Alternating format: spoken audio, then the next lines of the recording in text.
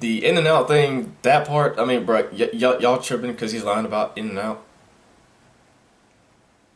In-N-Out's not even that good, apparently. What's up, guys? Maffinitz here, and today we're to react to The Rock is losing thousands of fans per hour. Why? By Sunny V2. Make sure you check him out. The Rock just made WrestleMania's most disliked video ever, and through some terrible podcast appearances, a completely out of touch fundraiser, and his reputation as a walking, talking advertisement, the world's fakest celebrity has for the first time ever seen a fall in Instagram followers. But the biggest contributor might be his endless list of lies on everything from his movie earnings to fast food consumption. For example, back in 2017, The Rock posted this photo to his Instagram claiming "I've never been to In-N-Out before," which didn't seem all that serious until roughly 5 years later, when in August 2022 he'd post the following video. This is the very first time that I have ever tried an In-N-Out burger, or In-N-Out fries, or anything from In-N-Out for that matter. He'd therefore claimed for a second time it was "my first ever time eating In-N-Out," yet he might not have been guilty given he'd also said this. Now, I've picked up some In-N-Out burger before for some buddies of mine. I've never tried it, so this is a first. That would be until I mean, in my opinion, it's not that big of a lie. I mean, it's still a lie, but I mean, like, so far I don't find this such a big deal. It's a celebrity who possibly lied about not eating fast food. I mean, what the fuck is a big... I'm gonna keep going. Until December 2023, when The Rock claimed for a third time he'd had "my first In-N-Out burger experience," I retract my statement. also pretending like he'd never even tried fast food before. "I didn't know the lingo, didn't know who to pay, where to pay, didn't know shit," before adding some self-congratulatory comments about leaving a massive tip. This led to mainstream media articles and a 6 million view Penguin Zero video. This is the third time he's done it. He keeps pretending that he's trying In-N-Out for the first time every couple of years. The other two videos are still on your Instagram page. Forcing The Rock to change his description by adding "my first ever In-N-Out burger experience again.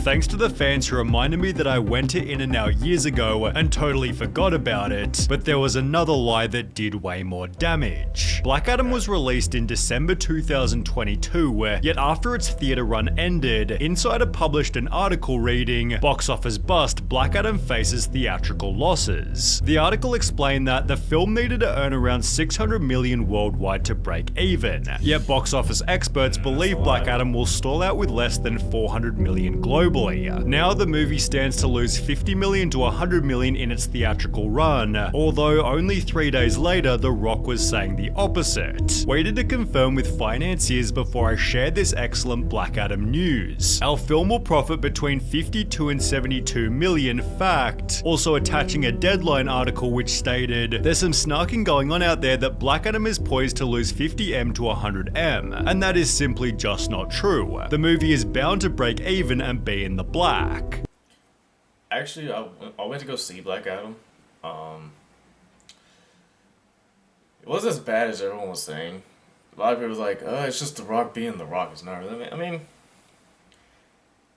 in my opinion, everyone has their own opinion. In my opinion, he did a decent job. And I mean, obviously, there's people who could have fit that role just as well, maybe even better. But in my opinion, I still feel like he did a good job in Black Adam. In my opinion. Well, it turns out this article was written with false information that The Rock had personally leaked to the journalist to make his film seem profitable. After 25 years, we finally found out what The Rock is cooking: the books. But the thing that's really cooking his reputation is perhaps the cooking itself, as The Rock's longest running and most off-putting lies are on the topic of diet and exercise. For example, The Rock claimed to be eating a suspicious amount of food, Anywhere between 6 to, well, I would say possible, almost 8,000 calories a day. which was quickly shut down by Greg Doucette. There is no way The Rock burns off enough calories to average 6,000 to 8,000 calories a day and look like this. If he actually ate those kind of calories, 6,000 to 8,000 a day, he would be 100 pounds overweight. Who went through The Rock's entire daily diet before adding this. He described about 3,000 calories, maybe But where do we get the 6 to 8 total thousand calories? The Rock also uploaded a raw uncut leg workout, which he called intense and unlike anything I've ever done, which Greg went on to criticize. But look at the grimaces on his face. Notice how hard he seems to be pushing. This is 2 plates on each side. A man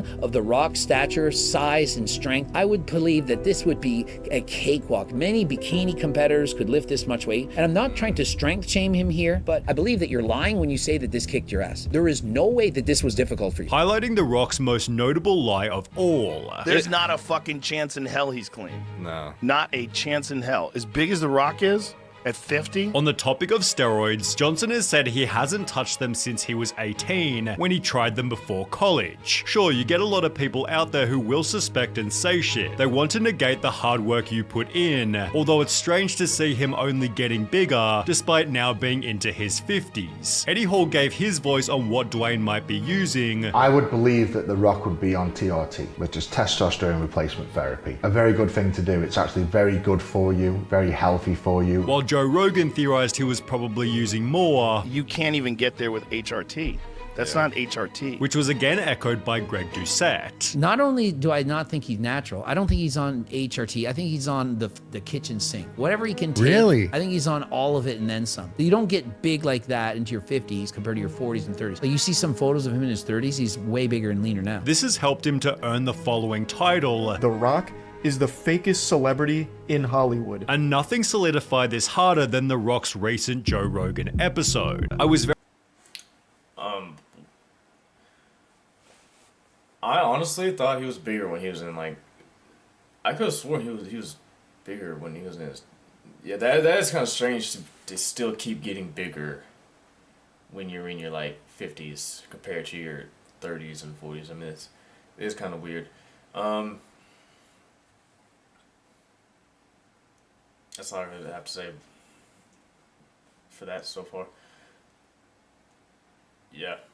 Very hyped for this podcast, but it was honestly quite boring. Rock unironically has some serious politician traits with how he takes the middle road and nods his way through anything potentially controversial Joe would say. As mentioned, The Rock tiptoed through the entire episode. You could tell The Rock just did not want to give his opinion on anything, and he's walking on eggshells. You know, he's definitely worried about saying anything controversial or getting canceled. Additionally, The Rock avoided controversy by controlling every topic, leading to other comments such as, Rock has asked Joe about 100 questions so far, and I don't think Joe has asked Rock a single one. Joe is doing all the talking about the same old shit and I'm about to fall asleep. The whole episode just felt kind of weird, not only because of Joe previously calling The Rock a steroid user, but because The Rock had also called Joe Rogan out himself. I thought The Rock disowned Joe during the whole N-word incident. Back in 2022 when Joe posted this iconic video, The Rock stood firmly behind him by writing, "Great stuff here, brother. Perfectly articulated. Looking forward to coming on one day and breaking out the tequila with you," although his support was met with backlash. Dear The Rock, you're a hero to many people, and using your platform to defend Joe Rogan, a guy that used and laughed about using the N-word dozens of Oh, so he said the N-word. Okay.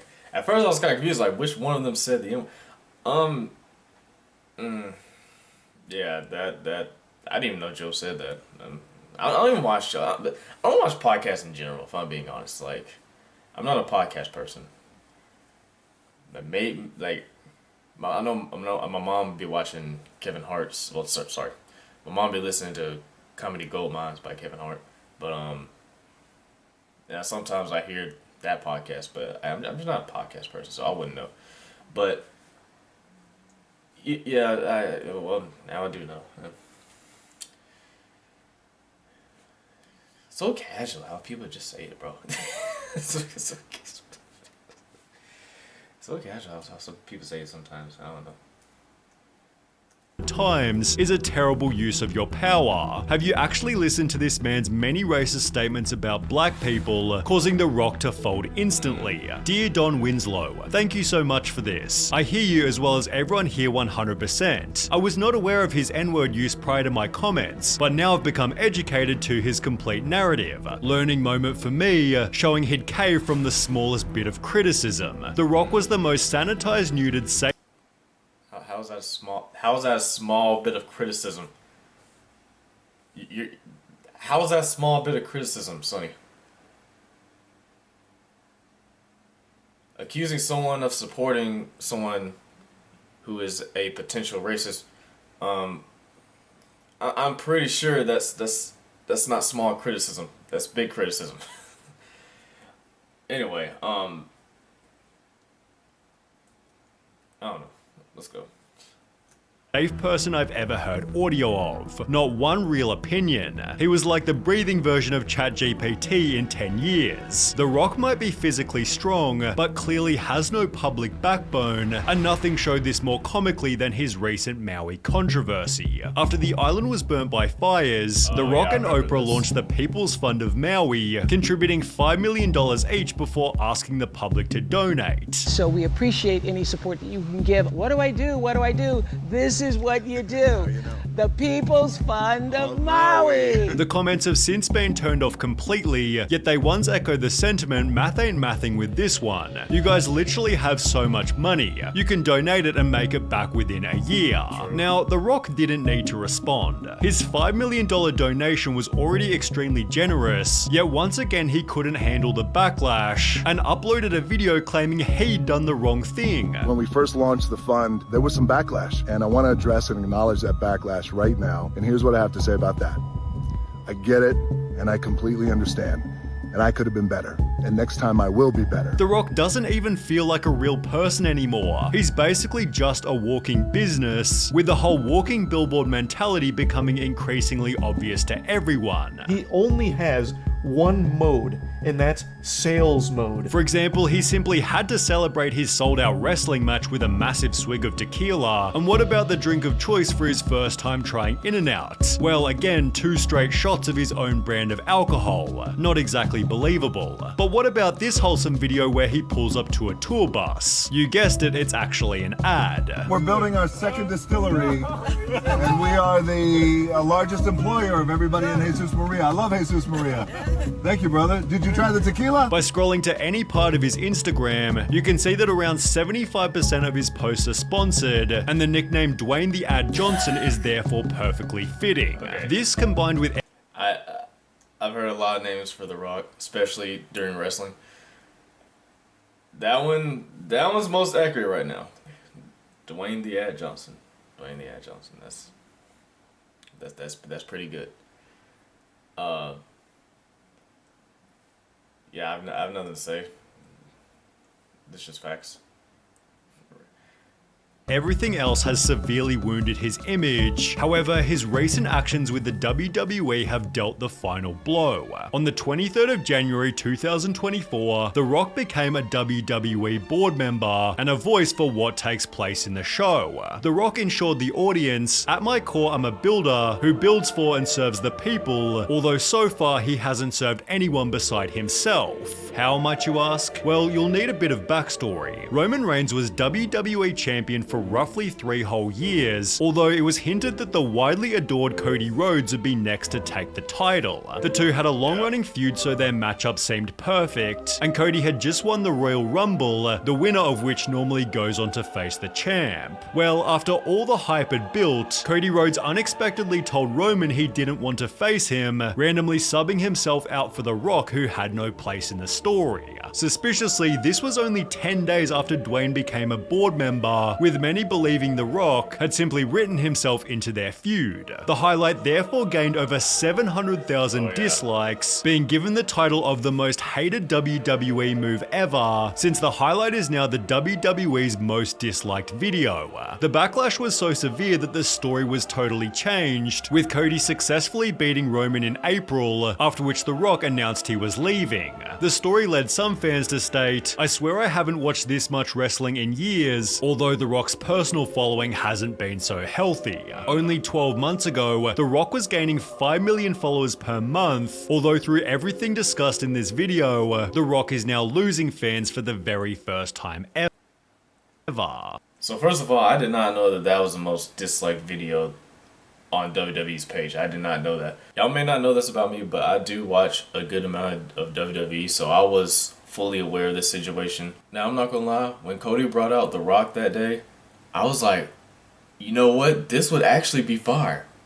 Because no one's been able to take out Roman Reigns for 3 years, right? So what if a Samoan can only be taken out by another Samoan. You know what I'm saying? I thought it was cool. I thought it was cool, but everyone else is like, no, not you, not now. Like, we love you, Rock, but no, not you. You can't just waltz up in here and just take, and which is true. I mean, that was kind of a weird move. Like imagine winning the Royal Rumble just to have to give it up to someone else. I mean, here's the thing. If you would have chose Seth, I mean, he still could have had a championship match, but he really wanted to go against Roman. He really wanted to go against Roman. And that's understandable. That's completely understandable. But unlike many other companies, WWE actually listens to their fans. And they were like, okay, it's obvious most of our fan base does not like this decision. So we're going to have to take a back step on this. We're going to have to reverse this decision. But as far as The Rock personally, I don't really have anything to say. I mean, it's obvious bro is very promotion based now. Much more now than ever. Which, I mean, I get it. You need to make your money, right? But, I mean, like, it's gotten to a point where dude doesn't even seem human anymore. He's like like they said, he's like a living, walking billboard promotion ad. Living, walking ad. Dwayne the Ad Johnson. And I don't even hate The Rock. I'm just being honest. You know, that's what it is now. But seriously though, the In-N-Out thing, that part, I mean, bro, y'all tripping because he's lying about In-N-Out? In-N-Out's not even that good, apparently. You know what that's like to me?